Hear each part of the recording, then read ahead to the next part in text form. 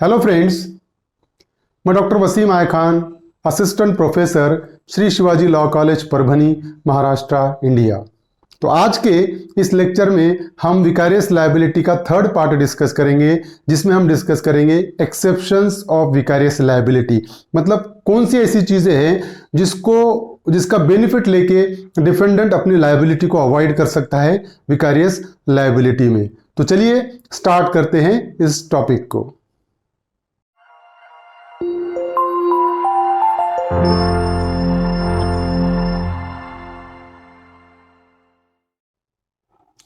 Exception to विकारियस liability आज हम discuss करने वाले हैं। इसके पहले लेक्चर में हमने डिस्कस किया था इसेंशियल्स ऑफ विकारियस लायबिलिटी। मतलब किसी पर्सन को विकारियसली लायबल अगर हमको करना है तो क्या क्या इसेंशियल्स को प्रूव करना है, ये हमने पिछले लेक्चर में डिस्कस किया। अगर आपने वो लेक्चर नहीं देखा तो आप मेरे चैनल से वो लेक्चर जाकर देख सकते हो। इस लेक्चर में हम कब डिफेंडेंट अपनी लायबिलिटी को अवॉइड कर सकता है कुछ डिफेंसेस लेकर, कौन सा एक्सेप्शन में आएगा। मतलब सर्वेंट ने कोई टॉर्ट किया लेकिन मास्टर लायबल कब नहीं होगा, वो आज के इस लेक्चर में हम डिस्कस करेंगे कि एक्सेप्शन क्या है। उसका इंट्रोडक्शन ये है कि generally a man is liable for the wrong committed by him.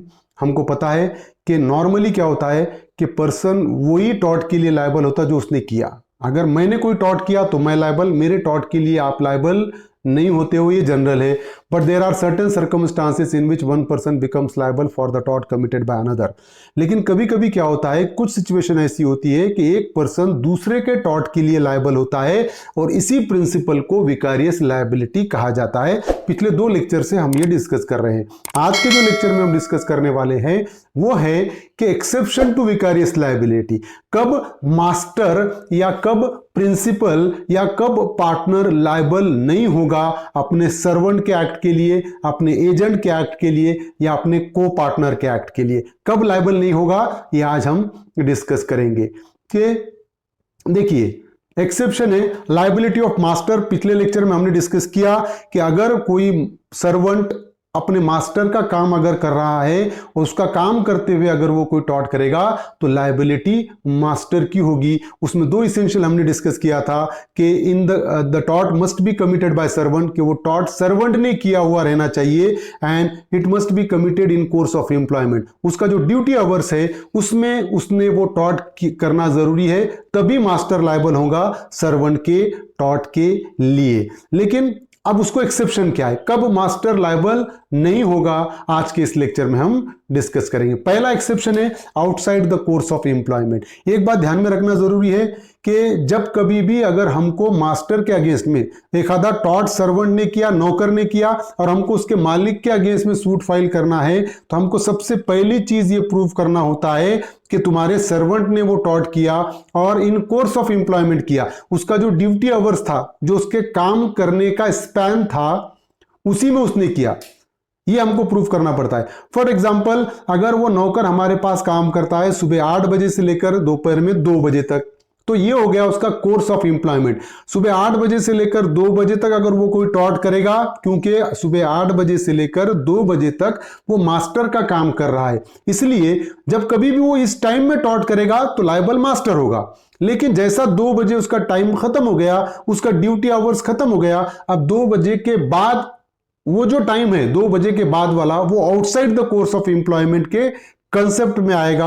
और 2 बजे के बाद अगर वो कोई टॉर्ट करता है तो मास्टर उसके लिए लायबल नहीं होगा, वो outside the course of employment होगा। उम्मीद करता हूं आपको समझ में आ रहा होगा कि अगर इन कोर्स ऑफ एम्प्लॉयमेंट किया तो मास्टर लायबल, ड्यूरिंग द उसका वर्किंग आवर अगर वो करता है, सुबह 8 बजे से 2 बजे तक उसका वर्किंग आवर है, इसके बीच करेगा मास्टर लायबल रहेगा। लेकिन इसके बाद अगर करता है वो, तो मास्टर उसके लिए लायबल नहीं होगा। So outside the course of employment, ये पहला एक्सेप्शन है लायबिलिटी ऑफ मास्टर को। Outside the course of employment, duty hours के बाद कोई टॉर्ट करेगा तो हम मास्टर के अगेंस्ट में सूट नहीं फाइल कर सकते, वो सर्वेंट खुद रिस्पॉन्सिबल होगा, मास्टर नहीं। तो एक्सेप्शन है लायबिलिटी ऑफ मास्टर। दूसरा, लेंडिंग ऑफ सर्वेंट, कि फॉर एग्जांपल कि अगर किसी मास्टर ने अपना सर्वेंट किसी को लेंड किया, मतलब किराए पे दिया, ऐसा हम कह सकते हैं। बहुत सी बार होता है कि अगर मेरा सर्वेंट है फॉर एग्जांपल, तो मेरा सर्वेंट, अगर मेरा कोई फ्रेंड है, मेरा कोई दोस्त है और उसने कहा कि भाई मेरे घर पे एक फंक्शन है और उस फंक्शन के लिए मुझे तेरे नौकर की जरूरत है, ये 1 वीक के लिए तुम्हारा नौकर मुझे चाहिए। और फॉर एग्जांपल वो 1 वीक के लिए मैंने मेरा नौकर उनको दे दिया और मैंने ये कहा कि भाई देख, ये 1 वीक के लिए ये नौकर, मेरा नौकर तेरे पास है और इसकी पेमेंट तू ही करेगा, मतलब तू किराए पे ले ले ये नौकर 1 हफ्ते के लिए। अब सिचुएशन ऐसा हुआ कि 1 हफ्ते में पेमेंट भी वही कर रहा है उसको, उस नौकर के एक्ट पे सुपरविजन भी मेरे दोस्त का ही है और वो जो काम कर रहा है वो मेरे दोस्त के लिए काम कर रहा है।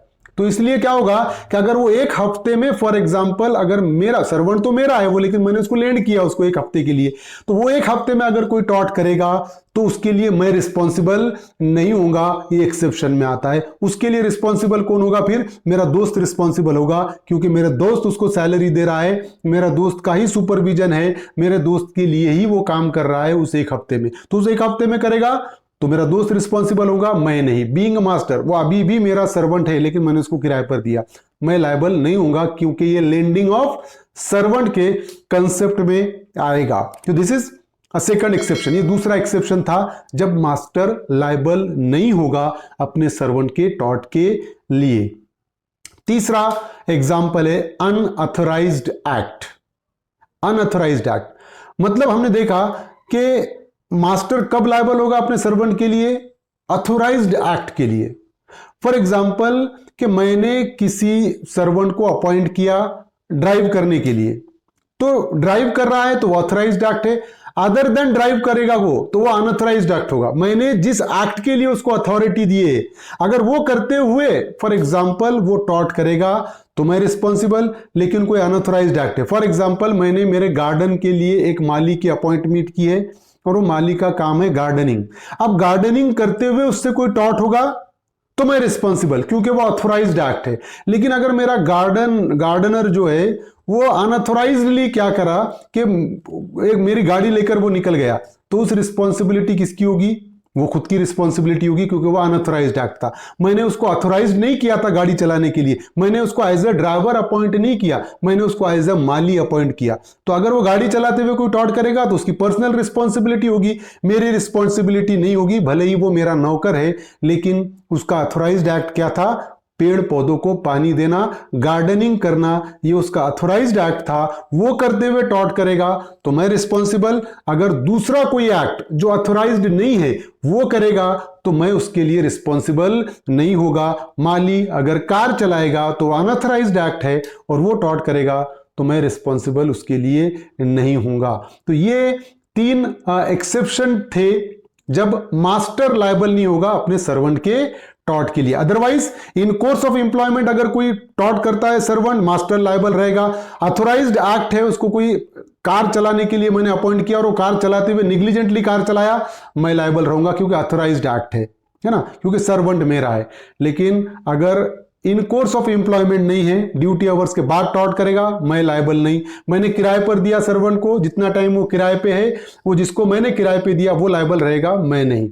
तीसरा, अनऑथराइज्ड एक्ट अगर करता है वो पर्सन, मेरा सर्वेंट, तो लायबल मैं नहीं रहूंगा, वो खुद लायबल रहेगा। ये एक्सेप्शन थे विकारियस लायबिलिटी के कंसेप्ट को। उम्मीद करता हूं कि आपको ये समझ में आया होगा, और आपको समझ में आया तो प्लीज मेरे चैनल को सब्सक्राइब कीजिए और इस लेक्चर को ज्यादा से ज्यादा स्टूडेंट तक शेयर कीजिए। Thank you very much.